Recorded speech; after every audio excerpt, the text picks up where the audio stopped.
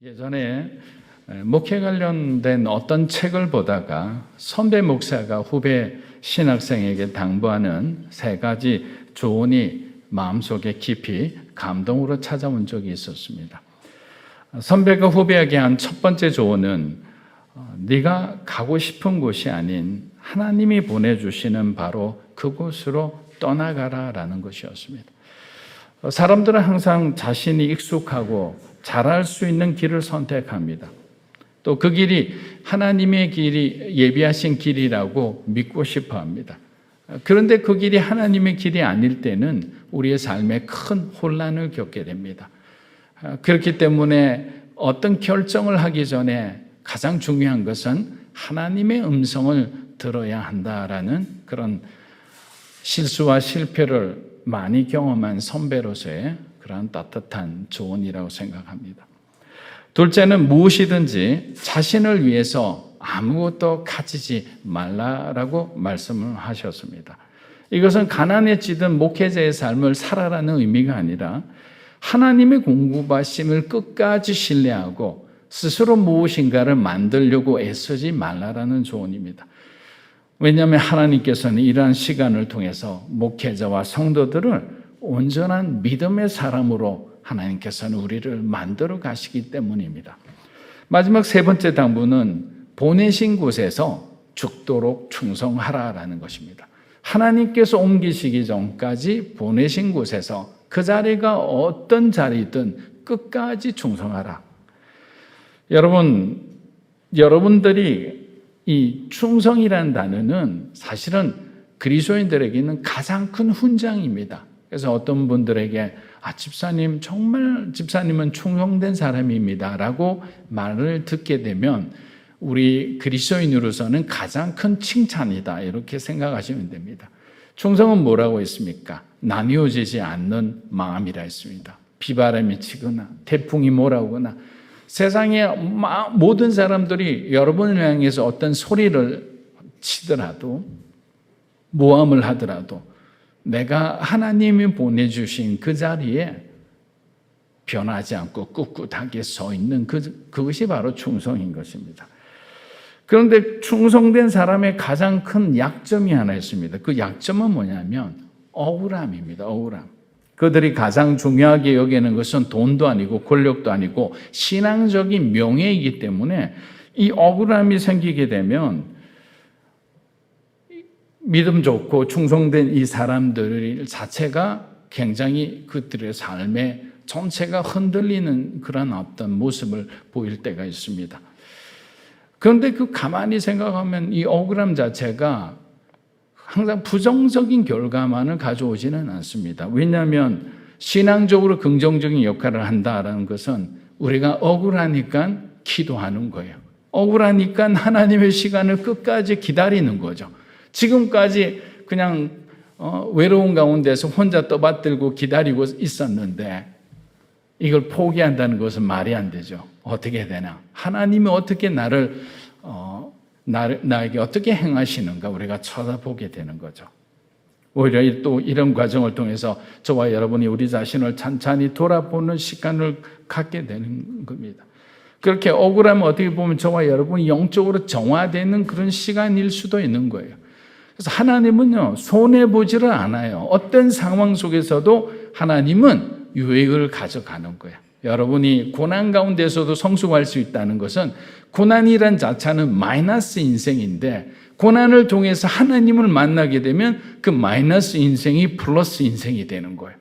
얼마나 간단합니까? 십자가를 보세요. 여러분들이 마이너스로 생각했던 것이 수직으로 하나님을 만나게 되니까 플러스가 되잖아요. 이렇게 우리가 숫자적으로도 보면 신기하게도 들이맞는 그런 상황들이 있는데 여러분의 인생은 이제는 하나님을 만났으니까 플러스 인생이 되는 겁니다. 더 이상 마이너스적인 그런 네거티브한 생각을 할 필요가 없는 겁니다. 지난주 보니까 예수님의 제자들이 변화산 위에 성령 체험을 했습니다. 그리고 변화산 아래에서 그 귀신들과 능력 대결을 한 후 완벽한 승리를 거두게 됩니다. 그러고 난 뒤에 가버나움을 향해 힘차게 걸어가고 있는 바로 이 도중에 일어난 일입니다. 자, 마가복음 우리 9장 33에서 34절입니다. 가버나움이 이르러 집에 계실새 제자들에게 물으시되 너희가 길에서 서로 토론한 것이 무엇이냐 하시되 그들이 잠잠하니 이는 길에서 서로 누가 크냐라고 쟁론하였습니다. 변화산에서 가버나움에 도착하자마자 베드로의 집에서 여장을 푼 예수님께서 제자들에게 갑자기 질문을 하셨습니다. 그런데 제자들 모두 예수님의 질문에 대답하지 못하고 서로 눈치만 보고 있습니다. 마가는 34절을 통해 그 이유를 우리에게 알려주고 있습니다. 제자들은 예루살렘에서 예수님께서 왕권을 잡으셨을 때 자신들이 차지할 어떤 지위나 자신들이 얻을 수 있는 그 무엇에 대해 집중하고 있었던 겁니다. 어떻게 보면 세상의 영광에 빠져 있는 제자들의 어리석은 모습이죠. 예수님은 끊임없이 낮아지는 길을 선택하셨지만 제자들은 예수님을 향한 그 갈채를 자신의 영광인 양 착각하고 다른 사람들보다 더욱더 높아지는 그런 어떤 삶을 선택하고자 했던 겁니다. 이게 이해가 잘 안 갈 거예요. 왜냐하면 예수님 가장 가까이 있는 주님의 제자들이잖아요. 그리고 얼마나 많은 기적을 보았습니까? 얼마나 많은 악한 귀신들이 예수님의 말씀 한마디에 쫓겨나가는 것을 보았잖아요. 그리고 지금까지 들어보지 못한 그런 생명의 말씀, 하나님의 권위가 서려 있는 그 말씀을 들었을 때 그들의 마음에 울림이 있었고 그들의 마음에 뭔가 도전이 있었고 그들의 마음에 하나님을 향한 어떤 순복함, 순종함이 있었는데 한순간에 그들의 마음속에 이런 악한 생각들, 이런 세상적인 생각들이 있다는 것 자체가 이해가 되지 않을 겁니다. 그렇지 않아요. 그들 마음 가운데도 죄성이 있었던 거죠. 이 죄성은 제자들이라고 피해가지 못하는 거죠. 근데 이 제자들이 가는 그 어떤 이러한 상황이 된 부분에 대해서 33절을 보면 예수님이 길에 대해서 언급을 합니다. 이 길이라는 것은 뭐냐? 지금 가는 예수님이 가는 길은 제자들의 길과 너무도 큰 차이가 있다는 거죠. 지금 예수님은 고난과 죽음의 장소인 예루살렘을 향해 십자가의 길을 걸어가고 있습니다. 자, 모든 사역이 끝나고 난 뒤에 우리가 함께 그리로 가자라고 말씀하셨을 때 그리로 가는 그 길 자체는 예루살렘을 향해 가는 겁니다. 십자가를 지기 위해 가시는 길인데 제자들에게 예루살렘으로 가는 길, 같은 길을 걸어가지만 예수님을 앞세워 자신들의 이기적인 욕망을 채우러 가는 길인 거죠. 이렇듯 우리 인생 앞에는 두 가지의 길이 놓여 있는 것 같습니다. 인간의 길과 그리스도의 길입니다. 세상 마귀는 우리 자신만을 위한 길을 걸으라고 하죠. 우리들의 성공을 위해서라면 어떤 수단도 정당화시킵니다. 하지만 그 길은 목마름이 있죠. 그 길은 갈증이 있죠. 그 길에는 답이 없습니다.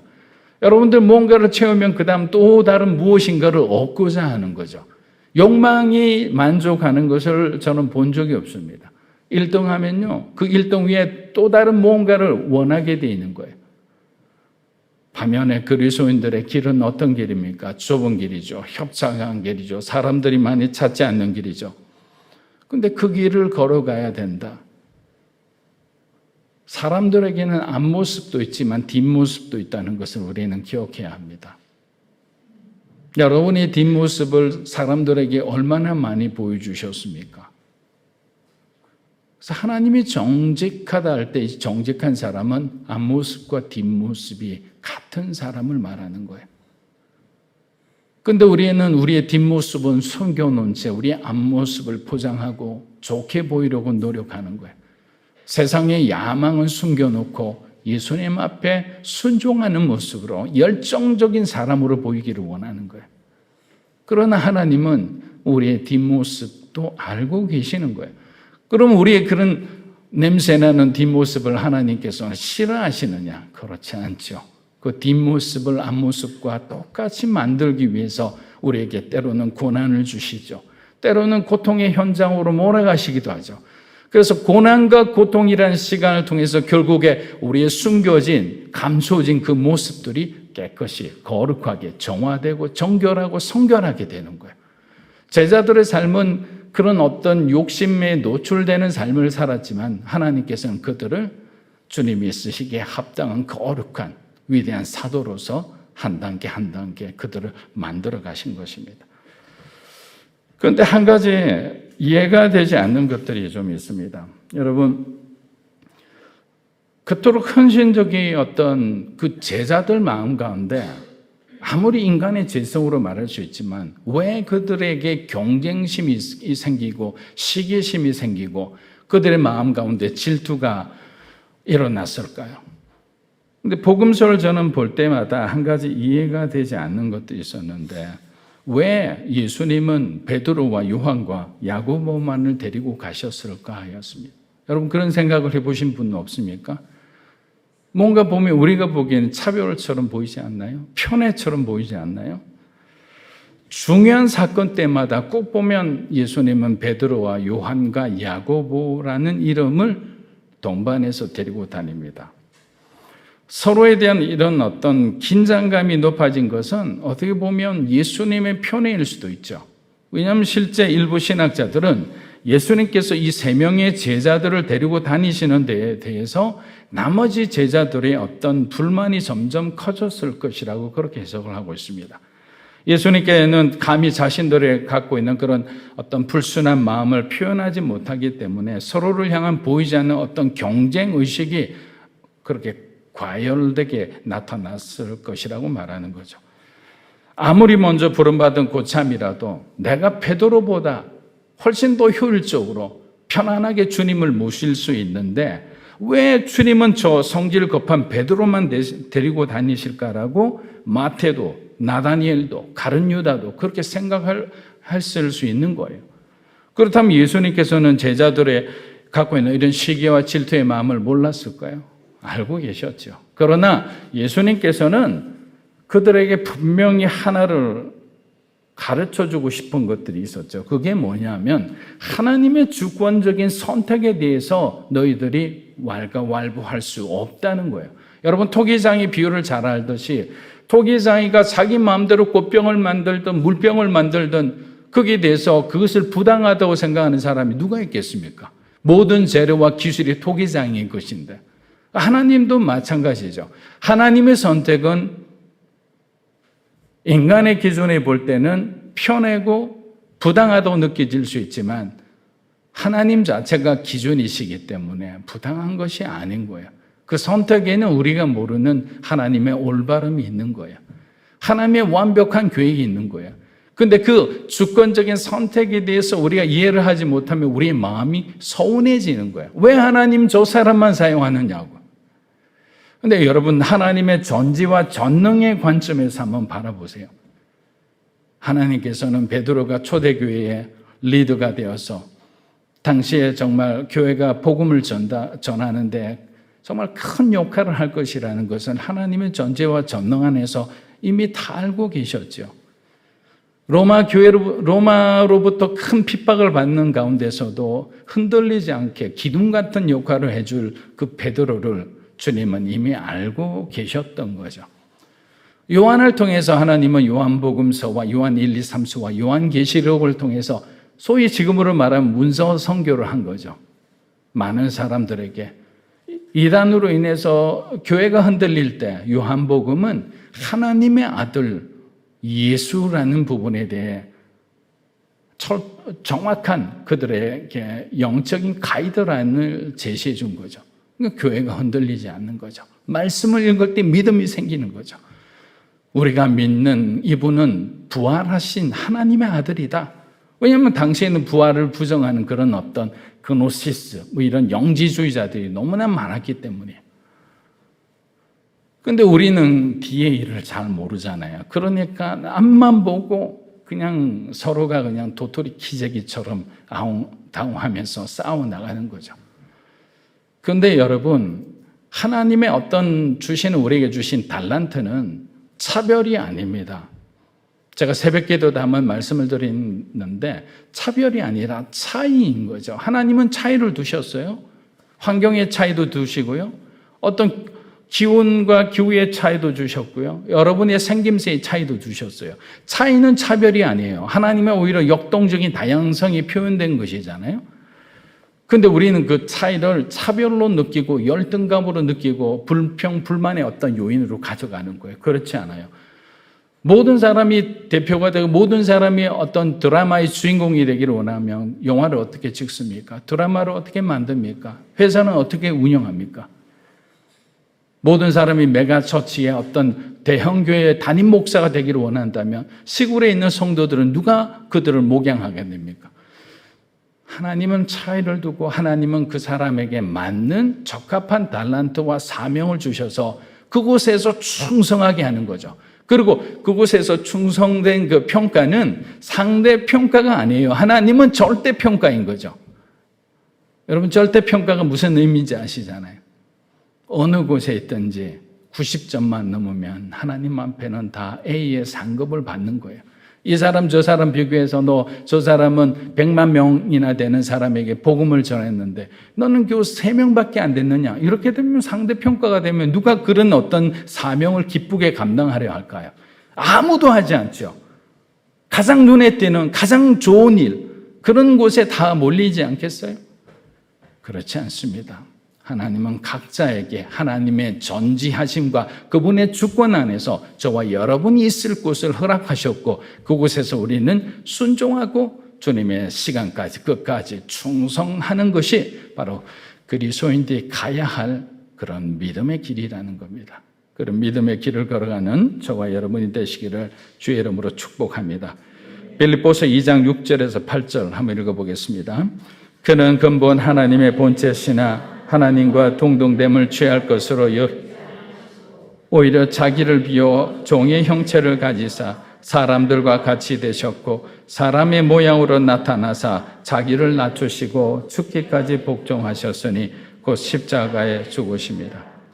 사랑하는 여러분, 복음의 은혜는 가장 낮아진 저와 여러분을 통해 하나님의 은혜가 흘러간다라는 겁니다. 누누이 말씀드리지만 하나님의 은혜는 가장 낮은 곳을 향해 오릅니다. 그렇기 때문에 우리가 높아져 있으면 결코 하나님의 은혜를 맛볼 수가 없죠.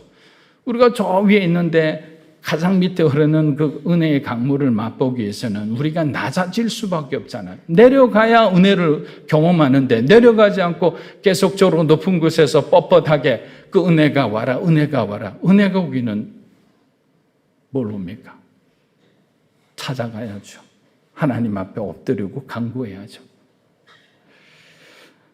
믿음으로 사는 교회가 수직적 교회가 되고자 하는 가장 큰 이유 중에 하나는 저와 여러분 안에도 세상처럼 교회 안에서 높아지고자 하는 열망이 충분히 있을 수 있다는 겁니다. 여러분이 그런 열망을 가지게 되면 어떻게 되는 줄 아세요? 하나님을 바라보지 않고요, 사람을 바라보게 됩니다.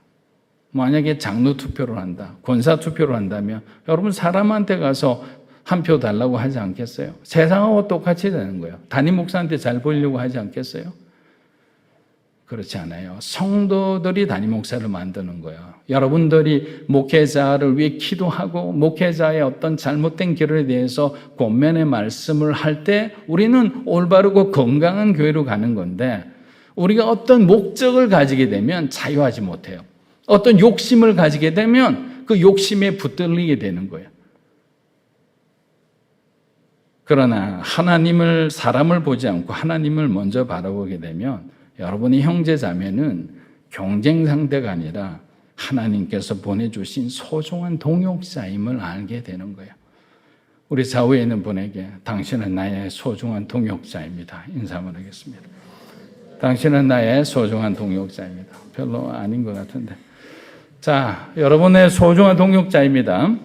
마가복음 9장 35절 읽어보겠습니다.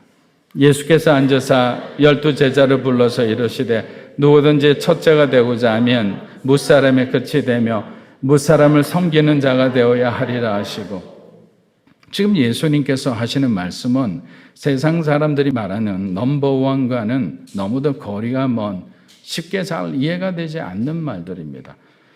자, 세상이 보여준 리더의 모습과 달리 예수님이 정의하시는 리더는 군림하는 자가 아니라 했습니다. 성경에 봐도 리드는 부지런한 자라 있습니다. 부지런하게 자기를 따르는 사람들의 필요를 찾아서 그들의 아픔과 그들의 고통을 리더가 자기의 리더십을 발휘해서 그들을 고난과 고통에서 건져내는 사람이에요. 부지런하지 않으면 그렇지 않아요. 근데 대부분의 리더는 부지런하지 않아요. 누리기를 원해요. 밑에서 자기를 위해 뭔가 대해주기를 원해요. 그런 생각을 하는 것은 주님이 말씀하는 거죠. 아니다는 거죠. 네가 높은 자리에 가고자 하면 네가 섬기는 자가 되어라. 마지막 말석에 앉는 그런 어떤 용기를 가지고 그런 겸손을 가진 사람이야만 하나님께서 쓰시는 사람이라는 거죠. 신앙의 원리는 전혀 세상과는 다른 거예요. 세상은 다스리는 사람이죠. 그 말에 권세가 있어야 되죠. 그 말 한마디면 자기 마음대로 모든 것을 바꿀 수도 있죠. 어떻게 보면 한 사람의 생사 여탈권까지도 가지고 있죠. 인사조치를 통해서 그 가정이 어려움에 처할 수도 있어요. 하나님은 그런 세상적 리더십을 교회에서나 여러분 가정에서나 그것을 그렇게 살지 말라라고 권면하시는 겁니다. 로마서 12장 6절에서 8절입니다. 우리에게 주신 은혜대로 받은 은사가 각각 다르니 혹 예언이면 믿음의 분수대로, 혹 섬기는 일이면 섬기는 일로, 혹 가르치는 자면 가르치는 일로, 혹 위로하는 자면 위로하는 일로, 구제하는 자, 다스리는 자는 부지런함으로, 긍휼을 베푸는 자는 즐거움으로. 예수님의 12제자는 앞서 말씀드린 것처럼 차이가 다른 미션을 그들이 수행했을 뿐입니다. 그런데 우리는 여전히 만약에 그 말씀을 이해하지 못하고 그냥 자신의 어떤 생각 가운데 고립된 사람들은 교회에서나 세상 가운데서나 여러분의 가정 가운데서나 너무나 외롭고 쓸쓸한 삶을 살아갈 수밖에 없어요. 그런데 그 어떤 생각의 틀을 깨뜨리면 하나님을 만날 수가 있는 거예요. 그런데 자꾸만 그 생각을 깨뜨리지 못하는 것은 내가 하고 싶은 그 무엇인가가 있는 거예요. 내 안에 아직도 내 죄성이 나를 붙들고 있는 거예요. 여러분 하나님 앞에 왜 헌신하지 못하는지 한번 곰곰이 생각해 보십시오. 여러분의 물질을 어려운 사람을 위해서 왜 흘러가지 못하나요? 여러분의 재능과 여러분이 하나님 주신 어떤 건강, 이 모든 것이 왜 하나님 나를 위해서 쓰임 받는데 제약이 될까요? 내가 주인이거든요. 내가 누리고 싶은 거예요. 조금이라도 더. 여러분 뒤에 있는 숨겨진 사람을 하나님 앞에 고백하세요. 하나님, 더 이상 이렇게 살지 않기 원합니다. 예전에 성경은 이런 잘 살면 70, 80이라 했는데 요즘은 90, 100이잖아요. 100년 산다고 생각해 보세요. 100년 산들, 100년 정말 왕후장상처럼 산다고 한들 지옥 가면 그 무엇이 소용이 있겠습니까? 그렇지 않잖아요. 하나님을 믿고 영원한 삶을 살아가는 저와 여러분이 되기를 주의 이름으로 축복합니다. 마가복음 우리 9장 36에서 37절입니다. 어린아이 하나를 데려다가 그들 가운데 세우시고 안으시며 제자들에게 이르시되 누구든지 내 이름으로 이런 어린아이를 하나를 곧 나를 영접하며 누구든지 나를 영접하면 나를 영접함이 아니요 나를 보내신 이를 영접함이니라. 어린아이들은 자신의 부모에게는 더할 나위 없이 소중한 존재입니다. 그런데 이 어린아이라는 단어를 보니까 이 단어에서 파생된 언어가 또 종이라는 뜻으로 연결됩니다. 자, 어린아이 종은 당시로 말하면 사회적인으로 철저하게 약자들입니다. 아무도 주목하지 않는 사람입니다. 어린아이가 여러분을 위해서 무엇을 할 수 있을까요? 이익에 반해서는 어린아이는 도움이 안 되는 존재입니다. 그런데 그렇게 세상이 멀리하는 자를 예수님은 꼭 안아주셨어요. 세상은 밀어내는 사람을 주님은 받아주신 거예요. 예수님은 가장 낮고 천하며 약한 자로 상징되는 어린아이와 종들을 예수님 자신과 동일시한 거죠. 우리 빌립보서를 보면 잘 알 수 있습니다. 2장부터 6장에서 8장은 예수님의 비하에 대해서 말씀하고 계시죠. 하늘에 계신 하나님이 죄인된 인간의 몸을 입고 모든 것을 비우고 자기의 권리를 포기하고 이 땅에 내려오셨다. 그 내려오심 자체가 경천동지할 일이죠. 세상이 흔들리는 사건이죠. 마귀가 두려워할 사건이죠. 여러분의 삶에 새로운 일들이 일어난다는 징조잖아요. 그래서 그리스도를 믿는 사람은 예전에 경험하지 못한 놀라운 경험을 예수님을 믿고 난 뒤에 하게 되는 거예요. 여러분의 내에 있는 속사람이 바뀌는 거예요. 세상의 것을 추구하던 그 옛사람이 깨어지는 거예요. 붙들고 있는 거, 여러분 안에 그냥 인이 박히듯 갖고 있는 그 세상의 그 모든 악한 생각들, 마음들, 그 욕망들, 그럼 어떻게 우리가 깨끗하게 하겠습니까? 끌칼로 계속 긁어내도 그것이 벗겨지지가 않아요. 인간으로는 할 수가 없는 거예요. 그러나 하나님은 하실 수 있는 거예요. 그래서 우리는 주님 앞에 간구하는 거죠.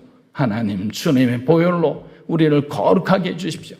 하나님이 쓰시기에 합당한 종으로 만들어 주십시오. 이제 이대로 살지 않기 원합니다.